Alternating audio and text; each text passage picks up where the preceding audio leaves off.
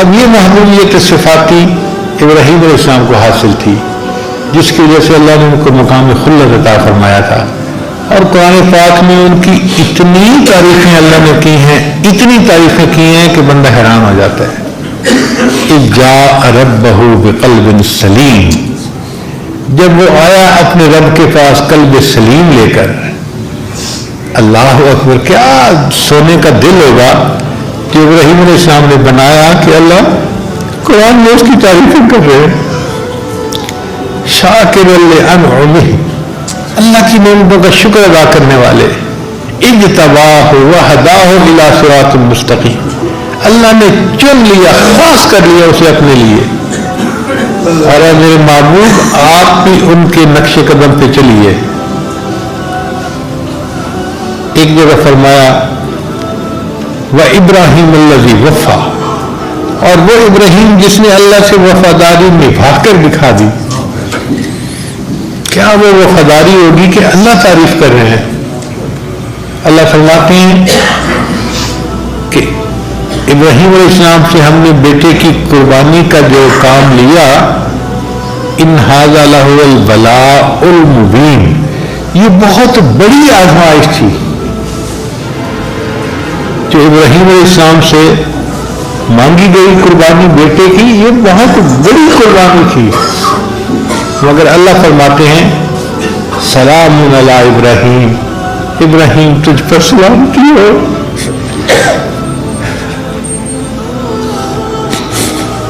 ابراہیم تو جیتا رہے، ہماری زبان ہے اس کا ترجمہ یہ بنے گا۔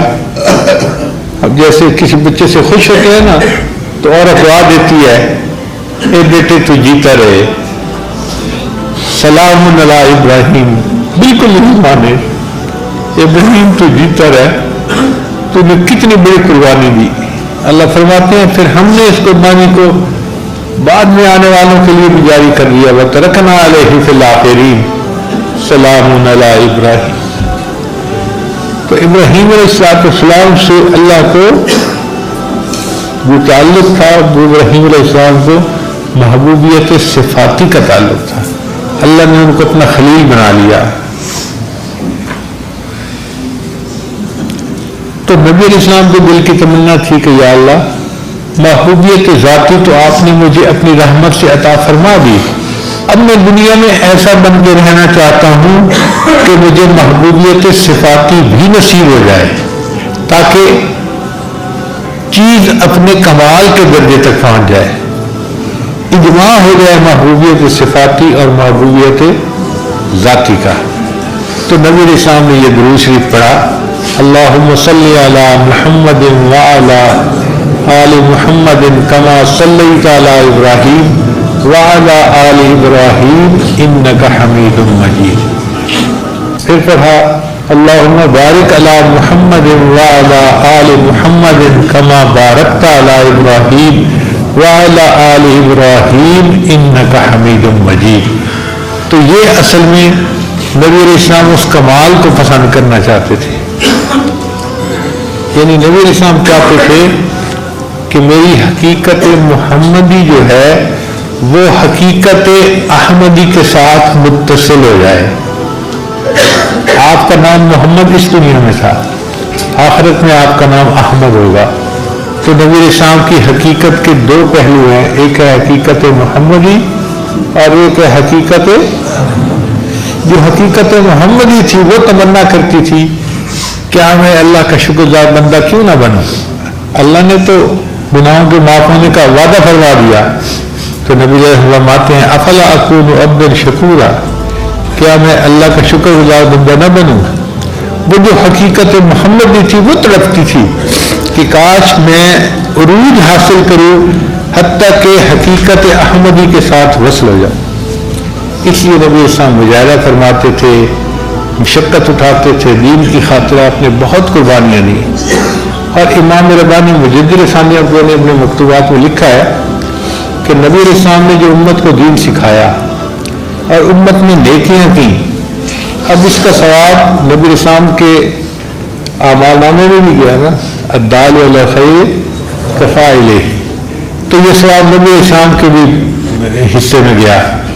اور یہ اتنا ثواب کہ مجدد صاحب فرماتے ہیں کہ نبی اسلام کے پردہ فرمانے کے 1000 سال کے بعد حقیقت محمدی کو عروج حاصل ہوا اور وہ حقیقت احمدی کے ساتھ متصل ہو گئی.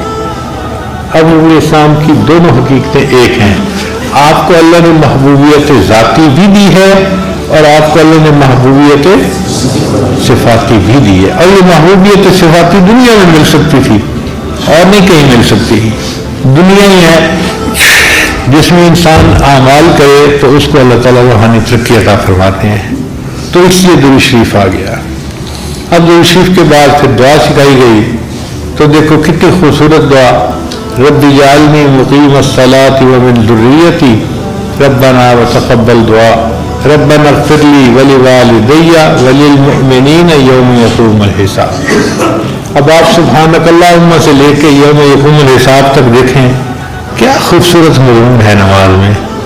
اور اگر انسان کو ان معنی کا اندازہ ہو اور پتہ ہو کہ میں اپنے رب کے سامنے کھڑا ہوں تو انسان اپنی نماز کو انجوائے کرتا ہے. اس لیے نبی علیہ السلام فرماتے تھے قرۃ عینی فی الصلاۃ، میری آنکھوں کی ٹھنڈک نماز میں ہے. نبی علیہ السلام اس لیے فرماتے تھے ارحنی یا بلال، بلال اذان دے میری آنکھوں کو ٹھنڈک پہنچا دے. نبی علیہ السلام نماز کے وقت کا انتظار کیا کرتے تھے. صبح پڑھتے تھے نماز، ظہر کا انتظار، ظہر پڑھتے تھے عصر کا انتظار، عصر پڑھتے تھے مغرب کا انتظار، مغرب پڑھتے تھے عشاء کا انتظار. مومن یہ تو نماز پڑھ رہا ہوتا ہے، یہ نماز کا انتظار کر رہا ہوتا ہے. اور واقعی یہ نماز اتنی اعلیٰ عبادت ہے کہ جو نماز سے ملتا ہے وہ کسی اور نماز سے نہیں مل سکتا، کسی اور عمل سے نہیں مل سکتا. امام ربانی مجید ثانی رحمۃ اللہ اپنے مکتوبات میں لکھتے ہیں کہ جو لوگ قوالیاں سنتے ہیں اور مست ہوتے ہیں اور بھنگڑے ڈالتے ہیں یہ بیچارے وہ لوگ ہیں جن کو نماز کی حقیقت کا پتہ ہی نہیں ہے.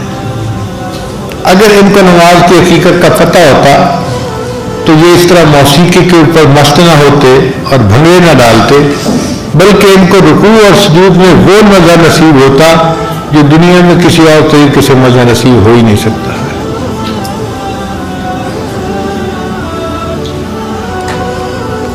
اس لیے ہمارے مشائخ جو بیعت ہوتے تھے نا تو ان کا مقصد یہ ہوتا تھا کہ اپنے شیخ سے نماز کے اسرار و رموز سیکھیں اور اپنے اکابر جیسی نماز پڑھنا ہمیں بھی حاصل ہو جائے.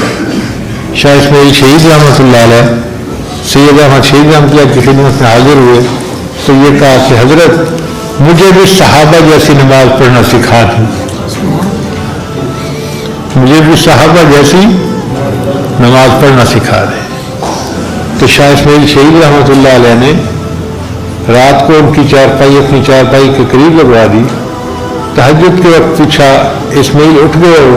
حضرت اٹھ گیا ہوں. جاؤ وضو کر کے آؤ. وہ کہتے ہیں کہ میں گیا اور وضو کر کے آیا. پوچھا وضو کر لیا؟ حضرت وضو کر لیا. تو فرمایا اچھا اللہ کے لیے 2 رکعت پڑھ لو. وہ فرماتے ہیں کہ شاہ سید احمد شہید نے جو لفظ کہا نا کہ اللہ کے لیے 2 رکعت پڑھ لو، اس نے میرے دل کا تالا ہی کھول دیا. میں نماز میں کھڑا ہوا، میرے ہاتھ سنے تھمتے تھے، وہ تالے کھل گئے. اور اس دن میں نے پہلی مرتبہ ایسی نماز پڑھی کہ مجھے گمان ہوا کہ شاید صحابہ ایسی نماز پڑھتے تھے. اس نماز کو ہمیں سیکھنا چاہیے اور اس کو ایسے پڑھنا چاہیے کہ اللہ کو پسند آ جائے. ہماری نماز اللہ کو پسند آ جائے. اس لیے ساجد نے آپ لوگوں کی خدمت میں آج نماز کے بارے میں چند باتیں عرض کر دی.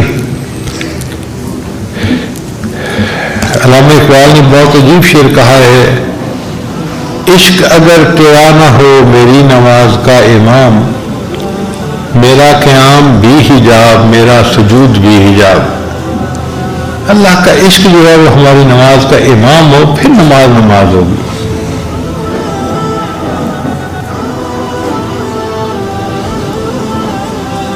اب اس سجدے کی ابتدا فرشتوں سے ہوئی تھی.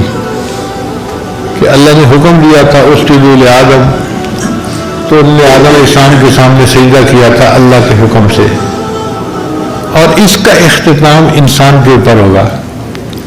قیامت کا دن ہوگا، اللہ تعالیٰ اپنی ساتھ کی تجلی عطا فرمائیں گے، اور اس ساتھ کی تجلی کو دیکھ کر سارے مومنین سجدے میں جا فرمائیں گے، سوائے ان کے جو گنہگار ہوں گے یا غافل ہوں گے۔ مگر فرق یہ ہے کہ وہ جو قیامت کے دن کا سجدہ ہوگا نا، وہ شہود کا سجدہ ہوگا۔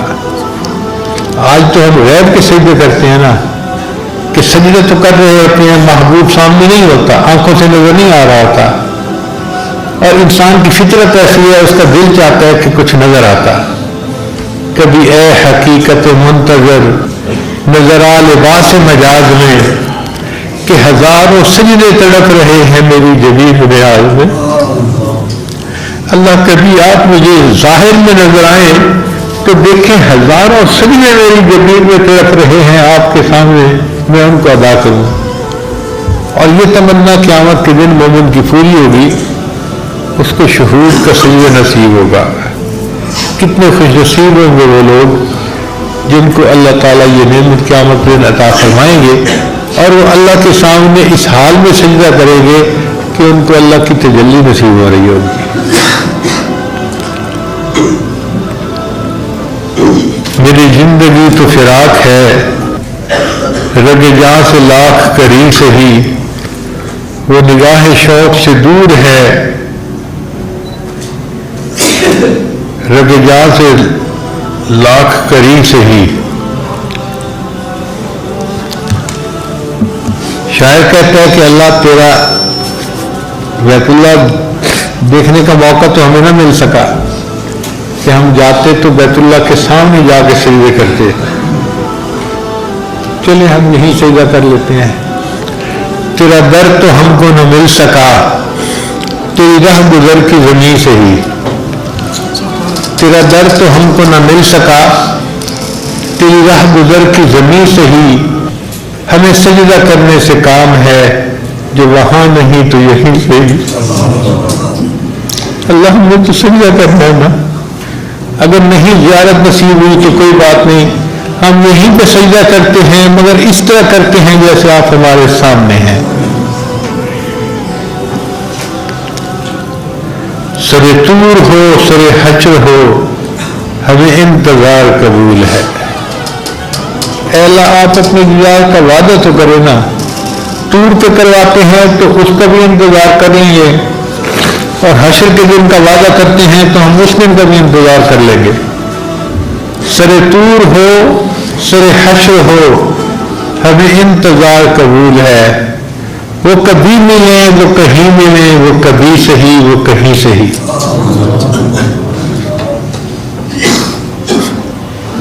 جب چاہیں اور جہاں چاہیں تجلی کا وعدہ فرمائیں، اللہ ہم اس کا انتظار کرنے کے لیے تیار ہیں۔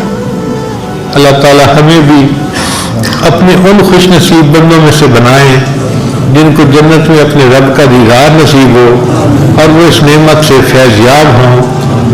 وآخر دعوانا ان الحمد للہ رب العالمین۔